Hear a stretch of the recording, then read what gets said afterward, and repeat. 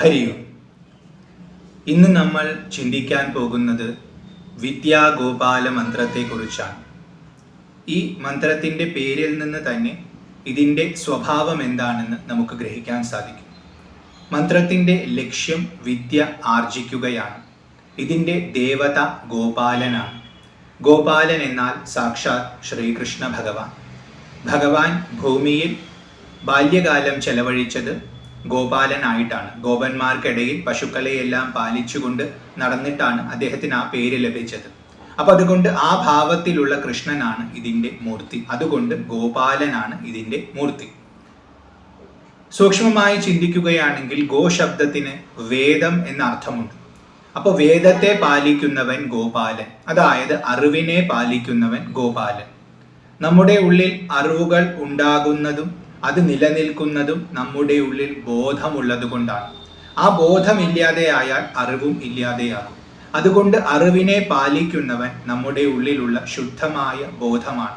ആ ബോധസ്വരൂപനാണ് ഭഗവാൻ. അതുകൊണ്ട് അദ്ദേഹം ഗോപാലനാണ്. അപ്പോൾ സൂക്ഷ്മാർത്ഥത്തിൽ നോക്കുകയാണെങ്കിൽ എല്ലാ അറിവിനെയും പാലിക്കുന്ന ബോധസ്വരൂപനായ ഗോപാലമൂർത്തിയാണ് ഈ മന്ത്രത്തിൻ്റെ ദേവത. സ്ഥൂലമായി നോക്കുകയാണെങ്കിൽ മഞ്ഞപ്പട്ടുടുത്തുകൊണ്ട് കാർമേഘത്തിൻ്റെ ദേഹത്തോടൊത്തിട്ടുള്ള സ്വർണ്ണാഭരണങ്ങൾ ധരിച്ചിട്ടുള്ള മയിൽപീലി ചൂടിയിട്ടുള്ള നല്ല കറുത്ത മുടിയുള്ള ആ ഭഗവാൻ കൃഷ്ണൻ ഗോപാല ഭാവത്തിലിരിക്കുന്നതാണ് ഈ മന്ത്രത്തിൻ്റെ മൂർത്തി. ഇവിടെ സ്ഥൂലമായ ഭാവത്തിനും സൂക്ഷ്മമായ അർത്ഥത്തിനും ഒരുപോലെ പ്രസക്തിയുണ്ട്. കാരണം മന്ത്രം ജപിക്കുന്ന സമയത്ത് മൂർത്തിയെ അകത്ത് ധ്യാനിക്കാൻ സാധിക്കണം. അപ്പോൾ സ്ഥൂലമായ ഭാവത്തിനും പ്രസക്തിയുണ്ട്. അതുകൊണ്ട് ഗോപാല ഭാവത്തിലുള്ള മൂർത്തിയാണ്. സൂക്ഷ്മാർത്ഥമായി നോക്കിയാൽ ബോധസ്വരൂപനാണ് ഗോപാലൻ. അപ്പോൾ വിദ്യാഗോപാല മന്ത്രം എന്ന പേര് സിദ്ധിച്ചു. മനനം ചെയ്യുന്നവനെ രക്ഷിക്കുന്നതാണ് മന്ത്രം. ഇവിടെ ഈ മന്ത്രം കൊണ്ട് നമുക്ക് ലഭിക്കുന്നത് വിദ്യയാണ്. ആ വിദ്യയിൽ നിന്നുമുള്ള രക്ഷയാണ് നമുക്ക് ലഭിക്കുന്നത്. അതുകൊണ്ട് ഇതിനെ വിദ്യാഗോപാല മന്ത്രം എന്ന് വിളിച്ചിരിക്കുന്നു. നമുക്ക് ആദ്യം ഈ മന്ത്രം ഒന്ന് ചൊല്ലി പിന്നെ അതിൻ്റെ അർത്ഥത്തെ ചെറുതായി ഒന്ന് ധ്യാനിക്കാം. ഓം ശ്രീ ഗണേശായ നമഃ. ഓം കൃഷ്ണ കൃഷ്ണ ഹരേ കൃഷ്ണ സർവജ്ഞത്വം പ്രസീദ മേ രമാരമണ വിശ്വേശ വിദ്യാമാശു പ്രയച്ഛ മേ. ഇതാണ് മന്ത്രം. ഇവിടെ ആദ്യം തന്നെ സംബോധനയാണ്, ഭഗവാനെ വിളിക്കുകയാണ്. 5 പേരുകളാണ് ഇവിടെ പറയുന്നത്. അതിൽ 3 ആവർത്തനമാണ്. കൃഷ്ണ കൃഷ്ണ ഹരേ കൃഷ്ണ സർവജ്ഞ, ഇങ്ങനെ 5 പേരുകൾ. മന്ത്രങ്ങളിൽ പേരുകൾ ആവർത്തിക്കുമ്പോഴും അവയ്ക്ക് പ്രത്യേക അർത്ഥങ്ങൾ ഉണ്ടാകും. മന്ത്രത്തിൻ്റെ ലക്ഷ്യം എന്താണോ അതിനോട് ഘടിപ്പിച്ച് വേണം ആ പേരുകളെ വ്യാഖ്യാനിക്കാൻ. അപ്പോൾ ഇവിടെ ഭഗവാനെ വിളിക്കുകയാണ്, സംബോധനയാണ് എല്ലാ പദങ്ങളും. അപ്പോൾ ആദ്യം വിളിക്കുന്നു കൃഷ്ണ. കൃഷ്ണ എന്ന ശബ്ദത്തിന് ഇവിടെ കറുത്തവൻ എന്നർത്ഥം. ഭഗവാന്റെ ദേഹത്തിൻ്റെ നിറമാണ് ഇവിടെ സൂചിപ്പിക്കുന്നത്. മന്ത്രം ജപിക്കുന്ന സമയത്ത് മന്ത്രമൂർത്തിയെ മനസ്സിൽ വ്യക്തമായി കാണാൻ സാധിക്കണം. അപ്പോൾ ഭഗവാന്റെ ഗോപാല ഭാവത്തെയാണ് ആദ്യത്തെ പദം കൊണ്ട് സൂചിപ്പിക്കുന്നത്. ഭഗവാൻ കറുത്തിട്ടുള്ള ദേഹത്തോടൊത്തവനാണ്. നല്ല പഴുത്ത മേഘത്തിൻ്റെ നിറമാണ് ഭഗവാന്റെ ദേഹത്തിന്. അതിനൊന്നും കൂടി വിശേഷിപ്പിക്കുന്നതാണ് രണ്ടാമത്തെ പദം കൃഷ്ണ. അവിടെ കൃഷ്ണ ശബ്ദത്തിന് മനോഹരൻ എന്നാണ് അർത്ഥം. വളരെ സുന്ദരനാണ് ഭഗവാൻ. വീണ്ടും ആ ഗോപാല ഭാവത്തെ ഊട്ടിയുറപ്പിക്കുകയാണ്. ആദ്യത്തെ 2 പദങ്ങളിൽ നിന്നും നല്ല കറുത്ത ദേഹത്തോടൊത്ത നല്ല സുന്ദരനായിട്ടുള്ള ഗോപാലമൂർത്തിയെ നമുക്ക് കാണാൻ സാധിക്കണം. ആ മൂർത്തിയെയാണ് നമ്മൾ വിളിക്കുന്നത്.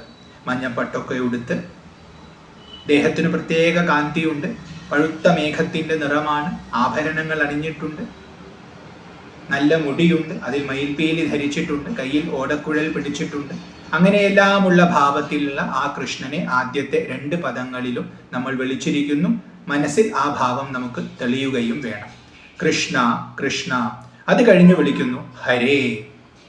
ഹരി എന്ന പദത്തിൻ്റെ സംബോധനയാണ് ഹരേ എന്നുള്ളത്. ഹരിയെ വിളിക്കുകയാണ്. ഹരി എന്നാൽ ഹരിക്കുന്നവൻ. ഇവിടെ മന്ത്രാർത്ഥത്തിൽ നോക്കുമ്പോൾ നമ്മുടെ പ്രയാണത്തിൽ എന്തെല്ലാം വിഘ്നങ്ങൾ ഉണ്ടാകുന്നുണ്ടോ ആ വിഘ്നങ്ങളെയെല്ലാം ഹരിക്കുന്നവനാണ് ഭഗവാൻ. അതുകൊണ്ട് ഹരിയാണ്. വിദ്യ ആർജിക്കുക എന്നുള്ളതാണ് നമ്മുടെ ലക്ഷ്യം. ആ പ്രയാണത്തിലാണ് നമ്മൾ ഏർപ്പെട്ടിരിക്കുന്നത്.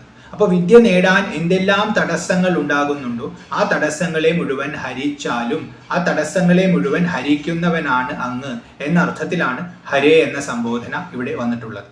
അത് കഴിഞ്ഞ് നാലാമതായിട്ട് വീണ്ടും കൃഷ്ണ എന്ന് വിളിച്ചിരിക്കുന്നു. ഇവിടെ കൃഷ്ണ എന്ന് വിളിക്കുന്നത് ഭഗവാൻ നമ്മുടെ മനസ്സിനെ ആകർഷിക്കുന്നവനാണ് എന്ന അർത്ഥത്തിലാണ്. നേരത്തെ കൃഷ്ണ എന്ന പദത്തിന് മനസ്സിനെ ആകർഷിക്കുന്നവൻ എന്നതിൽ നിന്നും സുന്ദരൻ എന്ന അർത്ഥം നേടിയാൽ ഇവിടെ അതേ പദം കൊണ്ട് മനസ്സിന് ഏകാഗ്രതയെ നൽകുന്നവൻ എന്ന അർത്ഥം ഗ്രഹിക്കണം. വിദ്യ നേടണമെന്നുണ്ടെങ്കിൽ മനസ്സ് ഏകാഗ്രമായിരിക്കണം. ഏകാഗ്രമായ മനസ്സോടുകൂടി മാത്രമേ നമുക്ക് അറിവ് സമ്പാദിക്കാൻ പറ്റൂ. അപ്പൊ ആ ഏകാഗ്രത നമ്മുടെ മനസ്സിന് പ്രദാനം ചെയ്യുന്നവനാണ്. കാരണം മനസ്സിനെ ആകർഷിക്കുന്നവനാണ്. മറ്റു പല വഴിയിലേക്കും പോകുന്ന മനസ്സിനെ ഏകാഗ്രമാക്കി തന്നിലേക്ക് വലിക്കുന്നവനാണ്. അങ്ങനെ വലിക്കാനുള്ള സാമർഥ്യമുള്ളവനാണ്, സാരഥിയാണ് ഭഗവാൻ. പാർത്ഥസാരഥി ഭാവത്തിലൊക്കെ ഈ നിയന്ത്രണം കാണിക്കുന്നുണ്ട്. അപ്പൊ അതുകൊണ്ട് മനസ്സിന് ഏകാഗ്രതയെ നൽകുന്നവൻ എന്ന അർത്ഥത്തിൽ കൃഷ്ണ എന്ന് വിളിച്ചിരിക്കുന്നു. ഇങ്ങനെ 4 പദങ്ങൾ പറഞ്ഞ് അഞ്ചാമതായി വീണ്ടും വിളിക്കുന്നു സർവജ്ഞ. സർവജ്ഞൻ എന്ന് പറഞ്ഞാൽ എല്ലാം അറിയുന്നവൻ. നമ്മൾ ഇവിടെ തേടുന്നത് വിദ്യയാണ്. വിദ്യ പലതരത്തിലുണ്ട്. അപ്പൊ നമ്മൾ ഓരോരുത്തരും നമ്മുടേതായ ആവശ്യത്തിനനുസരിച്ചുള്ള വിദ്യയായിരിക്കും തേടുന്നത്. അതത് വിദ്യ നമുക്ക് ലഭിക്കണമെങ്കിൽ നമ്മൾ ഉപാസിക്കുന്ന മൂർത്തിക്ക് എല്ലാ വിദ്യയും ഉണ്ടായിരിക്കണം. അതുകൊണ്ട് ഇവിടെ പറയുന്നു അങ്ങ് സർവജ്ഞനാണ്, എല്ലാം അറിയുന്നവനാണ്. അങ്ങയുടെ പക്കലില്ലാത്ത അറിവ് ഒന്നും തന്നെയില്ല.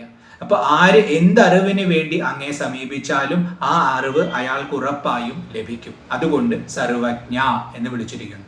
ഇങ്ങനെ 5 പദങ്ങൾ തുടക്കത്തിൽ കൃഷ്ണ കൃഷ്ണ ഹരേ കൃഷ്ണ സർവജ്ഞ. അത് കഴിഞ്ഞ് ത്വം അങ്ങ്, പ്രസീദ മേ എന്നിൽ പ്രസാദിച്ചാലും. ആദ്യം തന്നെ ഭഗവത് പ്രസാദമാണ് അർത്ഥിക്കുന്നത്. ഭഗവാൻ നമ്മളിൽ പ്രസാദിച്ചാൽ തന്നെ നമ്മൾ ആഗ്രഹിക്കുന്നത് നമുക്ക് ലഭിക്കും. പ്രത്യേകിച്ച് ചോദിക്കേണ്ട ആവശ്യം പോലുമില്ല. ഭഗവത് പ്രസാദം ഉണ്ടായാൽ മതി. കാരണം ഭഗവാന് ആ ശക്തിയുണ്ട്. ഒരു കൽപ്പതരുവിന്റെ സ്വഭാവമാണ് ഭഗവാൻ. കൽപ്പതരു എന്ന് പറയുന്നത് സ്വർഗത്തിലെ വൃക്ഷമാണ്.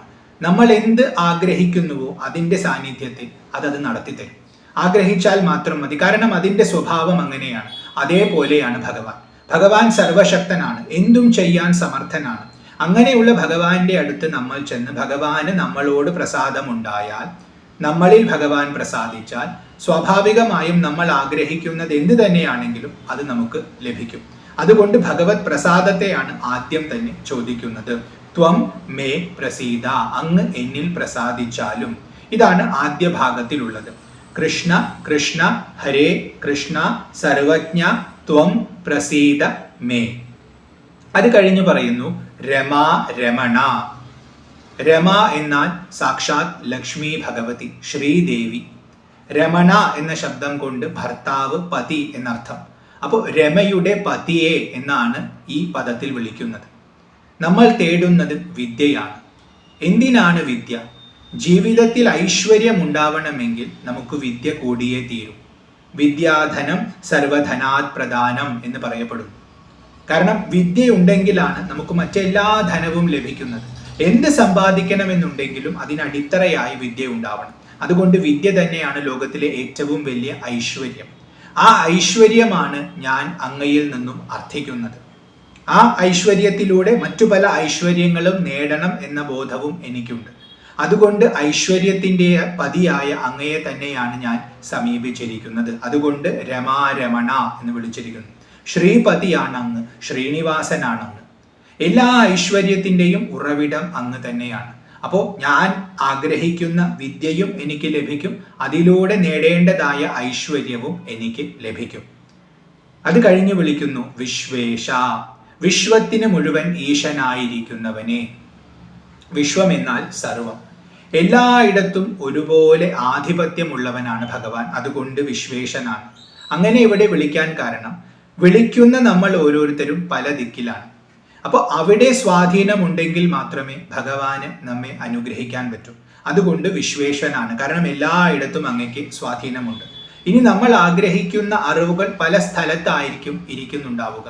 അവിടെ നിന്നും ആ അറിവ് നമുക്ക് ലഭിക്കണമെങ്കിൽ ആ സ്ഥലങ്ങളിലും ഭഗവാന് സ്വാധീനം ഉണ്ടാവണം. അതുകൊണ്ടും അദ്ദേഹം വിശ്വേശനാണ്. എല്ലായിടത്തും അദ്ദേഹത്തിന് സ്വാധീനമുണ്ട്. അദ്ദേഹത്തിന്റെ ഭരണത്തിന് കീഴിലാണ് പ്രപഞ്ചം മുഴുവൻ നിലനിൽക്കുന്നത്.